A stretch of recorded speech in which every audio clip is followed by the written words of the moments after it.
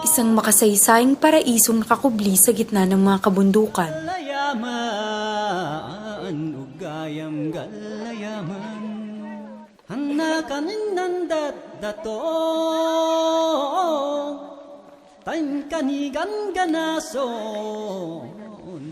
May natatanging ganda at sagana sa kultura at likas na yaman.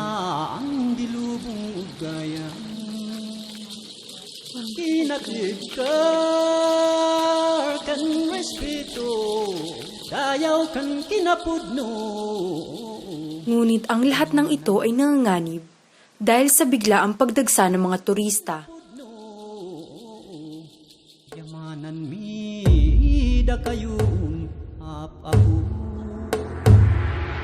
kayo gayang galhayamaot yan nagdating po.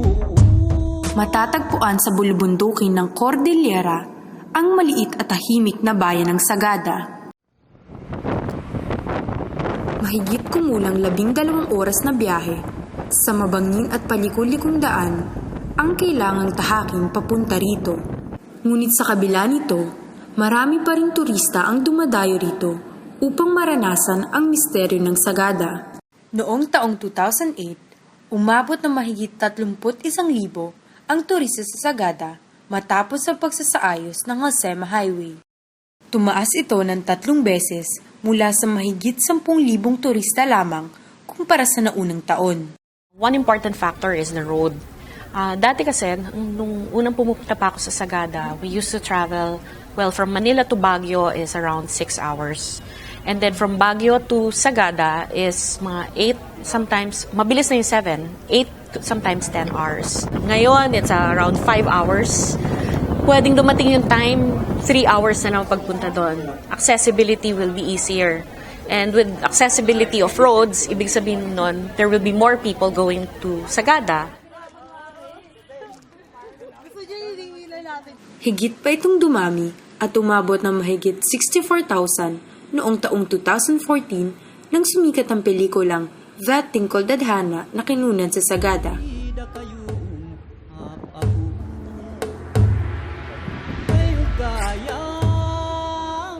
Dahil sa biglaang pagsikat ng lugar, nagtagsaan na rin ang mga murang tour packages na inaalok sa mga turista.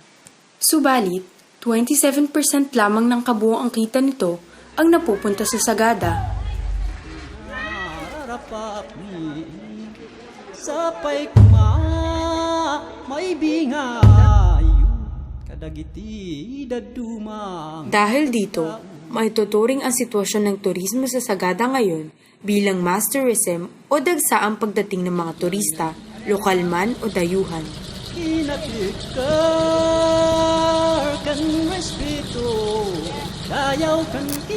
Feeling ko, sobrang bilis ng pagdami.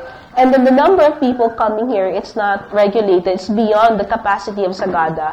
And I'm sad about that. Because it's too much.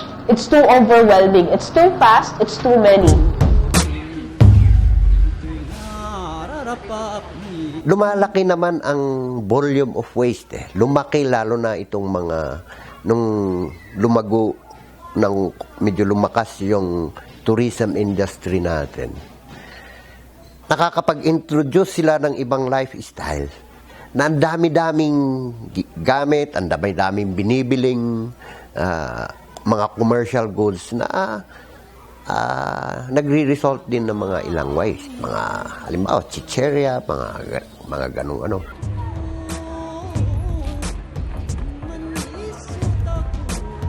Dahil sa kawalan ng tamang pagtatapunan ng mga basura, nagre-resolba na lamang ang mga may-ari ng panuluyan na magsunog ng mga basura. Na lubhang nakakasira sa kalikasan. Di kultura ang dilubong Isa na ring problema ang kakulangan ng supply ng tubig. During summer, pag hindi uulan yan, kulang yung tubig namin, especially that time is the peak season na, di ba? Pag tourist, kung maligo naman, They won't think about, basta may tubig, yun ang gamitin. They can stay long in the showers for minutes. Ang inisip ng owner, baka mawala ng tubig.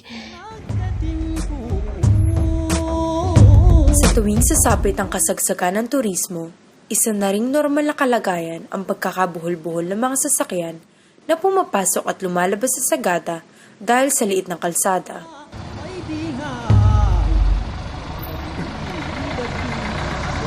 Ang mga usok na nanggagaling sa mga sasakyan ay nakadaragdag sa polusyon sa hangin.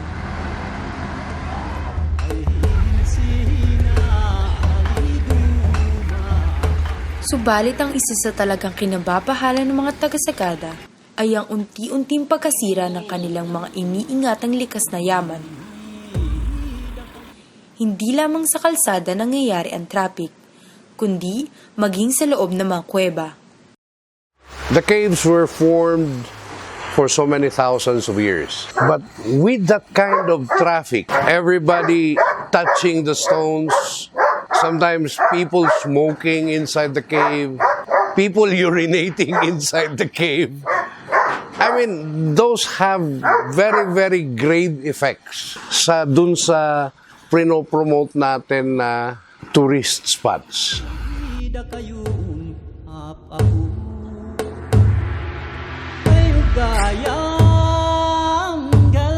Kasi ang cave kasi, we need to take in consideration na unlike sa other areas na open for tourism or ecotourism, sensitive kasi siya talaga na habitat, na ecosystem. Pati yung mga naninirahan doon. Once na magpasok ka ng isang tao doon or ng ibang tao doon at a certain frequency, binabago mo na yung sensitive na conditions niya din sa loob nung cave. Basically, disturb mo na. One footprint ng isang tao doon is enough to change basically yung energy input ng kuweba. Na stable siya na walang tao. Tapos nag-intrude tayo. Stalagmites and stalactites natin, nagpo-form siya over thousands, hundreds, millions of years, diba? Once na nahawakan ng isang tao yun, yung introduction ng oils na galing sa katawan mo, nasira mo na. Yung natural formation, nasira mo na. So, ganun din yun. Once na nagkaroon na ng lung flora doon, mag-iiba na yung hugis niya, ganun, masisira na siya.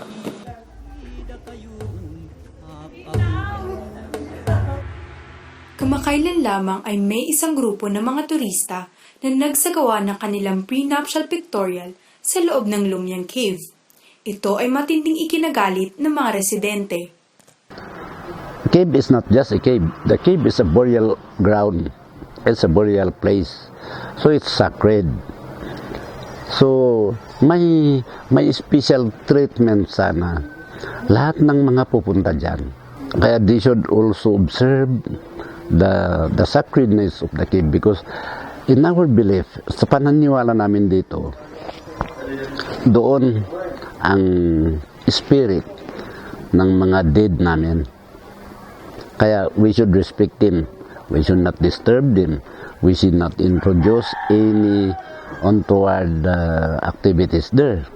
Ang pinaka-iniingatang kultura at mga tradisyon ng Sagada ay naaapektuhan na at unti-unti na rin nagbabago ng dahil sa turismo. While it is okay to learn how we dance, it is okay to learn how we play the gongs, but there should be a certain line. And these are very, very solemn. These are age-old rituals. It gets bastardized in a way that we just do it kung minsan para lang gagawin namin. And there are times even na schedules are being manipulated para gagawin namin yung ritual na yun pag maraming turista. So, that's the bastardization of our culture.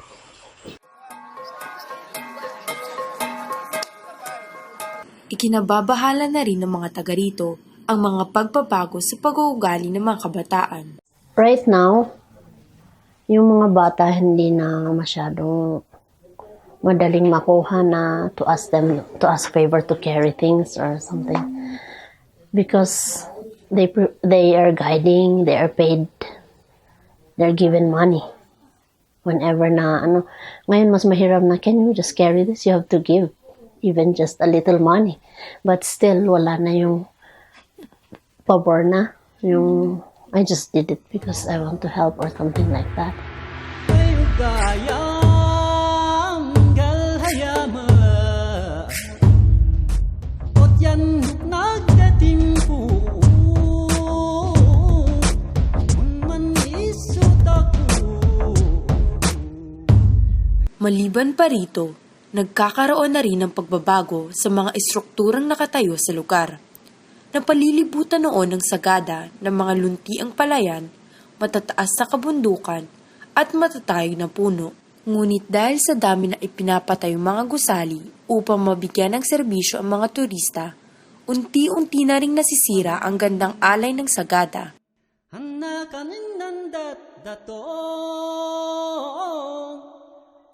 Matatawag nga ba itong kaunlaran, lalo na kung ang kaligtasan naman ng tao ang kapalit nito? So ito yung map na ginawa ng MGB, yung detailed landslide map nila, kasama nila yung grab subsidence. So itong mga blue na to, ito yung mga sinkhole na mapa doon sa area. So ibig sabihin yan, itong Sagada ay underlain by limestone. Kasi yung mga sinkhole na yan, halos sa limestone lang siya na-form. So ito, malalaki siya. So yan dapat, supposed to be, dapat yan ay no-built zone na siya. Ayon pa sa Mines and Geosciences Bureau, maaari ring magkaroon ng ground subsidence o paglubog ng lupa kapag masyado nang mabigat ang istrukturang nasa ibabaw ng lupang may sinkhole, katulad na lamang ng mga daan o mga gusali. Karamihan sa mga sinkhole sa sagada ay matatagpuan sa poblasyon kung saan nakatayo ang maraming panuluyan at negosyo. Ang sagada ay itinuturing irregular terrain kung saan walang panuntunan sa National Building Code. Pag sinabi mo kasing nasa building code, hindi lang naman anong klaseng materyales ang gagamitin mo. Gaano katatag ito at ano yung kalidad. Ngayon, kung hindi ka sumunod sa mga tinatawag na mga qualities, yung mga aspects mismo ng isang building na kinakailangan para sa isang particular purpose, lalabas doon is eventually there will be an immediate collapse or agad-agad babagsak yung building. Dahil sa kawalan ng building code, nakasaalang-alang ang kaligtasan hindi lamang ng mga mamamayan kundi ng buong sagada. Upang masagip ang sagada mula sa pagbabagong dala ng turismo, hinihikayat ng mga eksperto na magkaroon ng pagbabago sa pagpapalakad ng turismo. Ang responsible tourism kasi, well, take it from the word responsible. It's about being responsible. It's about taking ownership. Meaning, kung meron kang ganong mindset, no, yung being responsible and taking ownership of a destination, papangalagaan mo ito. Ngunguna sa pag-organisa ng Tourism Summit at pagtutol sa pagpuputol ng puno para sa pagpapalawak ng kalye ang mga kababaihan ng sagada. Ipinaglalaban ng mga nababahalang residente at organisasyon na maideklarang heritage site ang sagada upang maprotektahan ito laban sa komersyalismong dulot ng turismo.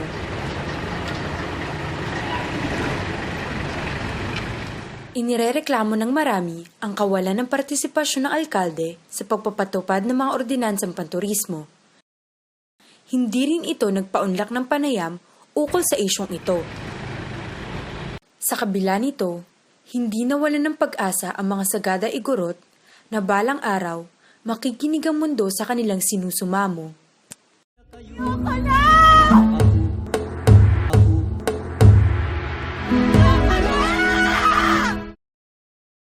Ay, ay, ay, ay, ugayam, galayaman, ugayam, galayaman. Hanakanin nandat dato, tayo kanigan ganason, di kultura ang dilubong ugay.